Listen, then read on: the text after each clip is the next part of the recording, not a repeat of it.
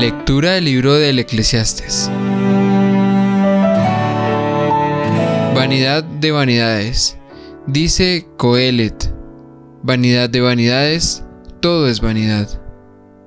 ¿Qué saca al hombre de todos los afanes con que se afana bajo el sol? Una generación se va, otra generación viene, pero la tierra siempre permanece. Sale el sol, se pone el sol, se afana por llegar a su puesto, y de allí vuelve a salir. Sopla hacia el sur, gira al norte, gira que te gira el viento, y vuelve el viento a girar. Todos los ríos se encaminan al mar, y el mar nunca se llena. Pero siempre se encaminan los ríos al mismo sitio. Todas las cosas cansan, y nadie es capaz de explicarlas. No se sacian los ojos de ver, ni se hartan los oídos de oír. Lo que pasó, volverá a pasar. Lo que ocurrió, volverá a ocurrir. No hay nadie nuevo bajo el sol. De algunas cosas se dice: mira, esto es nuevo. Sin embargo, ya sucedió en otros tiempos, mucho antes de nosotros. Nadie se acuerda de los antiguos, y lo mismo pasará con los que vengan. Sus sucesores no se acordarán de ellos. Palabra de Dios.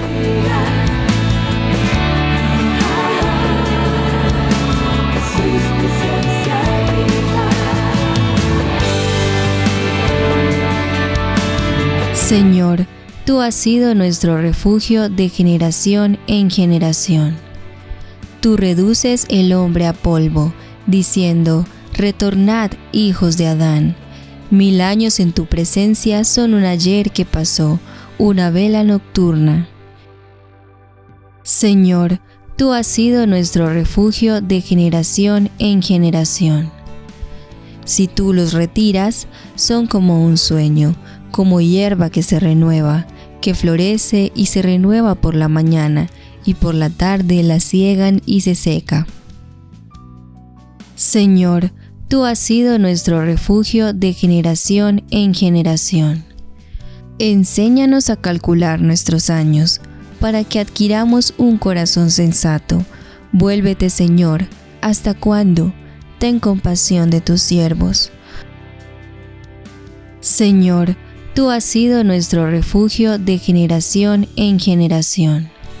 Por la mañana sácianos de tu misericordia, y toda nuestra vida será alegría y júbilo. Baje a nosotros la bondad del Señor, y haga prósperas las obras de nuestras manos.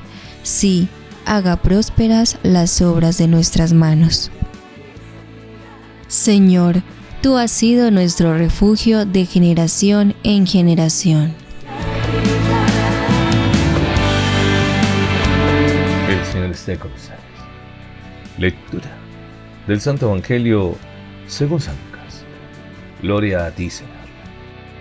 En aquel tiempo, el tetrarca Herodes se enteró de lo que pasaba sobre Jesús y no sabía a qué atenerse.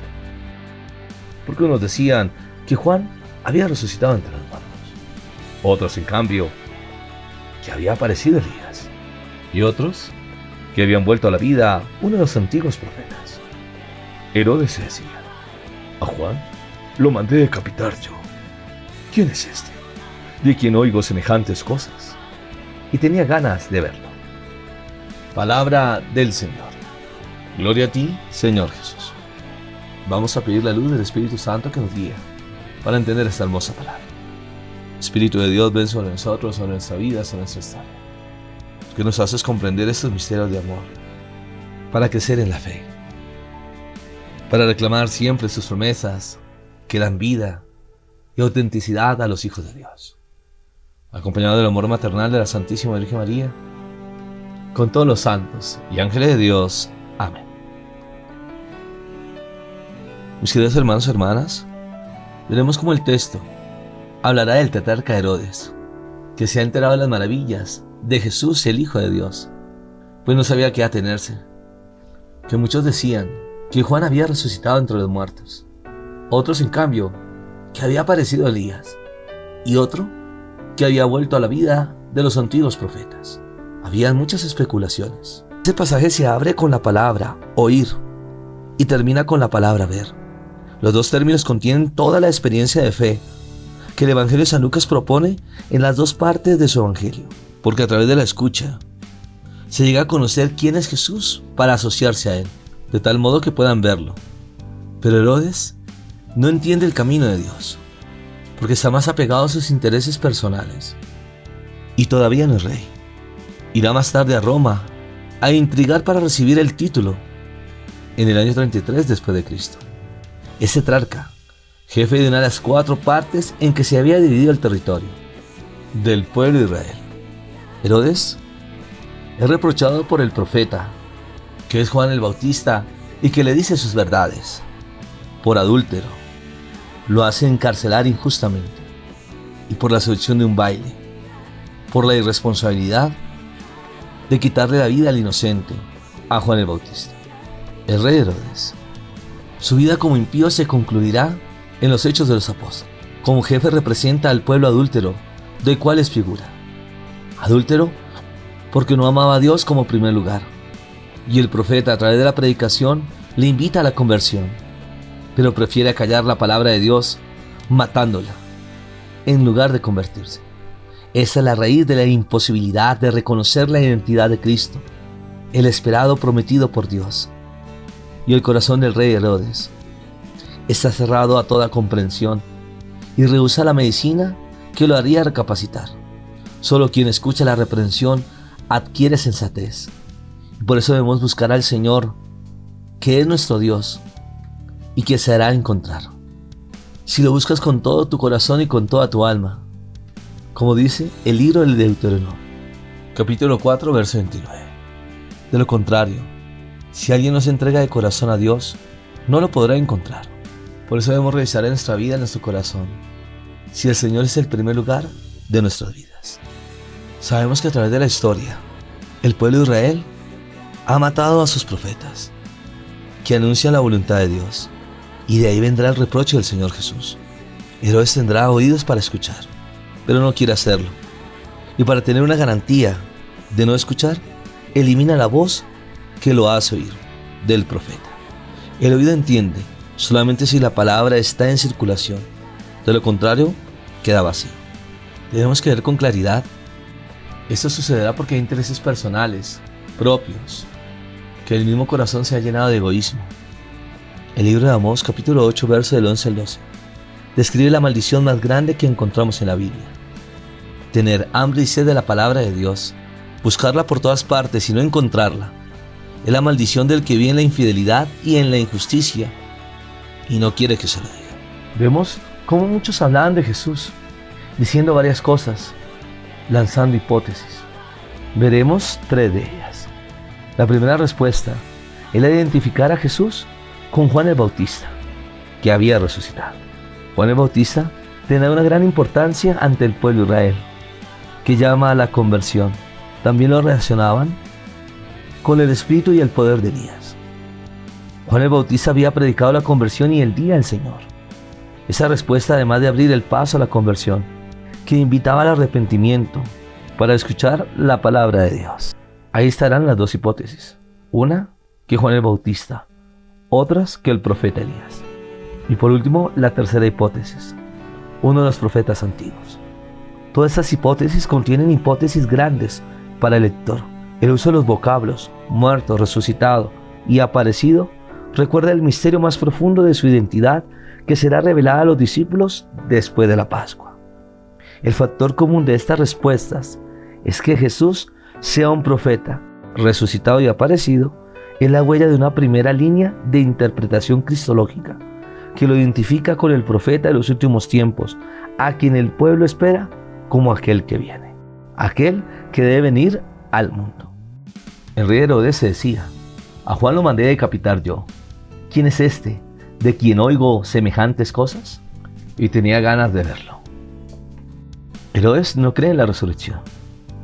Piensa que el poder de la muerte sea la palabra definitiva sobre todo, inclusive sobre la palabra de Dios. Su falta de fe en la resurrección que le impide identificar a Jesús y lo relaciona con Juan el Bautista. Pero eso sirve positivamente para mantener abierta la pregunta: ¿quién es este? Esta pregunta encontrará su respuesta solo después de la resurrección. Ahora nosotros que hemos recibido el regalo de la fe, sabemos quién es Jesús, el Hijo de Dios, que viene a salvarnos y a darnos la esperanza de la vida eterna. En el nombre del Padre, el Hijo y del Espíritu Santo. Amén. Padre del cielo, te damos muchas gracias por tantos regalos y bendiciones que nos das. Que vienes a transformar nuestra vida y nuestro corazón. Que nos enviaste a tu Hijo Jesús, que nos anuncia la verdad a través de esa buena noticia, dándonos a conocer el reino.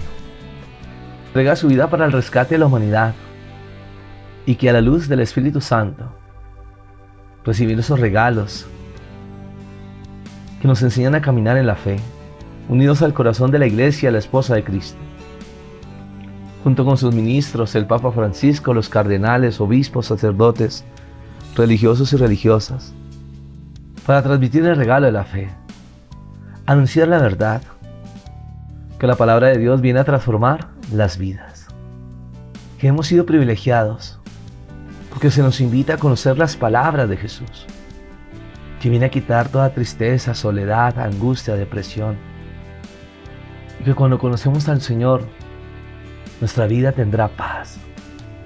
Descubrimos el sentido de la vida, para que así ayudemos a otros a salir de la oscuridad, que se han dejado llevar por la hechicería, la brujería, o que en el corazón de otros hay rebeldía, tristeza, soledad, por las situaciones negativas que pudieron vivir, o que algunos por las situaciones difíciles que están viviendo, piensan que no pueden salir adelante, y que se sienten tentados, para dejarse engañar por los vicios, el alcohol, la drogadicción, la pornografía, apego a cosas o a personas. Que en estos momentos de pandemia se nos invita a revisar cómo está nuestra vida. Que en el nombre del Señor podemos salir adelante. Es aprender a orar, a confiar, a vivir los sacramentos, especialmente la Eucaristía. Porque el Señor siempre está para escuchar el corazón de la humanidad. Que pedimos por las familias, que descubran ese sentido del amor, de cuidarse unos a otros, y que unen sus vidas a través del sacramento del matrimonio, para tener esa solidez, para caminar juntos en la fe y experimentar esos regalos del cielo.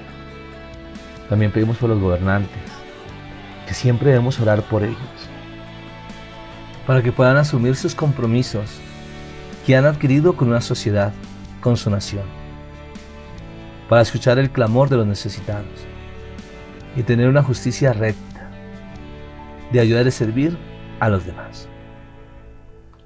Que oramos por los que tienen COVID-19 y distintas enfermedades en su cuerpo. Que con la sangre preciosa de Jesús se pueda sanar el aparato digestivo, intestinal, circulatorio, nervioso, inmunológico, respiratorio, urinal, glandular, estructural. Que los milagros del Señor existen, pero en especial quiere sanar el corazón. Ahora entrega tu petición, tu necesidad, para reclamar las promesas de Dios que dan vida, que nos hace entender esos propósitos de Dios, que lo imposible será posible, y saber esperar también en el tiempo la bendición de Dios. Ahora nos preparamos para recibir la bendición. El Señor esté con ustedes, y la bendición de Dios Todopoderoso, Padre, Hijo y Espíritu Santo, descienda sobre ustedes y les acompañe siempre. Amén.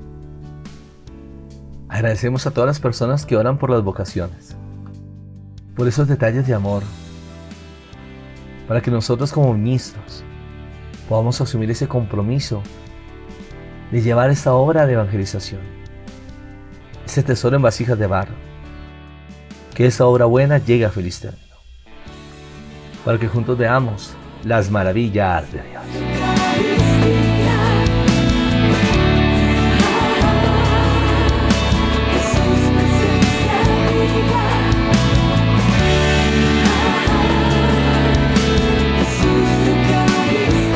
No se te olvide seguirme en las redes sociales, Paredes y Franco, compartiendo los regalos del cielo.